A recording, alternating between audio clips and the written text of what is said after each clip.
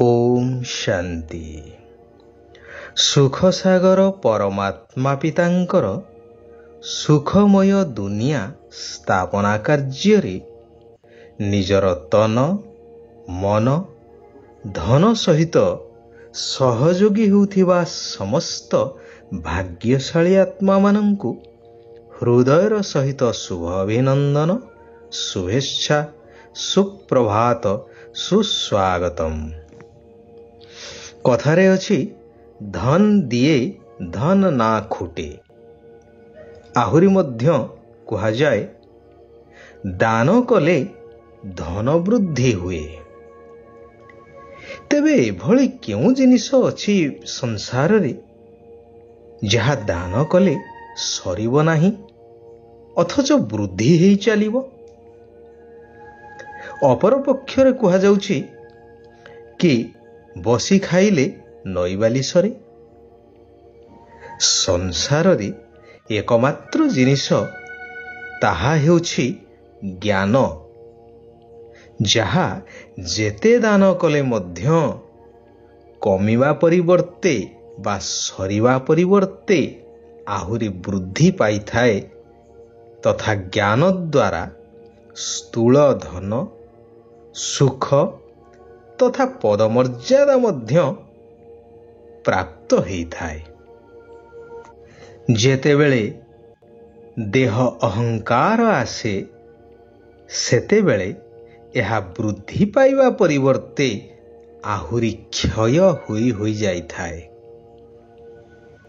Bible रे उल्लेख अछि कि जीशुंकर आसीबार 3000 वर्ष पूर्वे भारत सुनार चिड़िया थिला, सुख संपदरे भरपूर थिला। एही कथा को केही मध्य अस्वीकार करि परिबे नाही। यह संपूर्ण जुक्ति संगत। गोटे छोटिया अनुशीलनरू यह स्पष्ट हेई परिबो।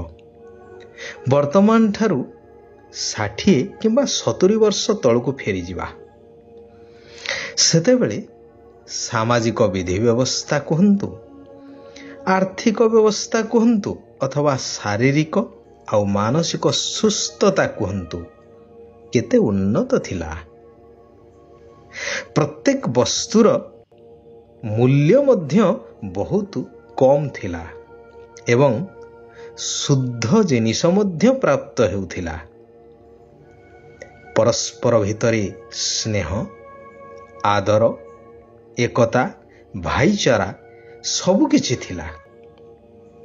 ए कथा वयोवृद्ध माने अंगे निभेई थिबा बेले परवर्ती पीढ़ी माने तांकर वास्तव अनुभूति को सुनिछंती मध्य। एतिकी वर्ष पूर्वरु जदि दुनिया एते संपन्न आउ सुस्थ थिला तेबे 5000 वर्ष पूर्वरु अर्थात जीशुंको आसीबार 3000 वर्ष पूर्वरु भारत सोनाहीरारे भरपूर काहींकी बा नथिबो। एहार मध्य आउ एक स्पष्ट प्रमाण आम सामनारे अछि। ताहा हेउछि प्रसिद्ध सोमनाथ मंदिर। इतिहास को तो केही केबे अस्वीकार करि परिबे नाही। इतिहास कहे मुसलमान राजा मामुद 17 थर भारत आक्रमण करिथिले एवं आक्रमण समय केवल सोमनाथ मंदिररू ओट ओट भरी सुना हीरा नहीं जाइथिले। एइथुरु चिंता करंतु से समय रे जदि गोटिए मंदिर रे एते धन थिला सेतेबेले तो गोटिए मंदिर नथिबो एवं से मंदिर को गढ़ेई थिबा व्यक्ति मध्य अछंती। प्रत्येक व्यक्ति ताहाले केते संपन्न नथिबे एवं सेतेबेले भारतर अवस्था किभली नथिबो। तेबे सेतेबेल एवं वर्तमान भितरे आकाश पातालर अंतर हेबार मुख्य कारण हेउछि देह अहंकार एवं जनसंख्या वृद्धि। आमे जानिछे प्रत्येक जिनिस अतिरु इतिकु ही प्राप्त करि थाए। सही भली वर्तमान एई तमु प्रधान ଆସୁରୀ ପ୍ରବୃତ୍ତି ବା ଆସୁରୀ ସଂସ୍କାର ସମ୍ପନ୍ନ ଦୁନିଆର ଅନ୍ତ ଅବଶ୍ୟମ୍ଭାବୀ ଏବଂ ସତ୍ୟଯୁଗୀ ଶତପ୍ରଧାନ ସମ୍ପନ୍ନ ଦୁନିଆର ସ୍ଥାପନା ସ୍ୱୟଂ ସୃଷ୍ଟି ରଚୟିତା ପରମାତ୍ମାଙ୍କ ଦ୍ୱାରା ଖୁବ୍ ଶୀଘ୍ର ହେବାକୁ ଯାଉଛି। ନିରାକାର ପରମାତ୍ମା ଶିବ ପିତା କହୁଛନ୍ତି, ମଧୁର ସନ୍ତାନଗଣ, ଦେହର ସମ୍ବନ୍ଧରେ ବନ୍ଧନ ରହିଛି, ତେଣୁ ଦୁଃଖ ଆସୁଛି। ଏହା ବି ସ୍ୱାଭାବିକ।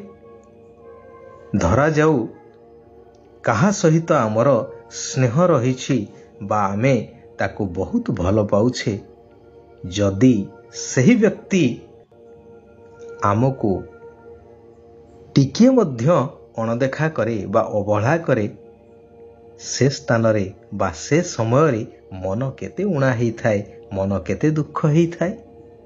ଏହା ଏକ ଛୋଟିଆ ଉଦାହରଣ ମାତ୍ର। ଏହିଭଳି ଅନେକ କ୍ଷେତ୍ରରେ, ଅନେକ ସମୟରେ ଏବଂ ଅନେକ ସମ୍ବନ୍ଧରେ ଆମେ ଅନୁଭବ କରୁଛେ ପ୍ରତି ମୁହୂର୍ତ୍ତରେ।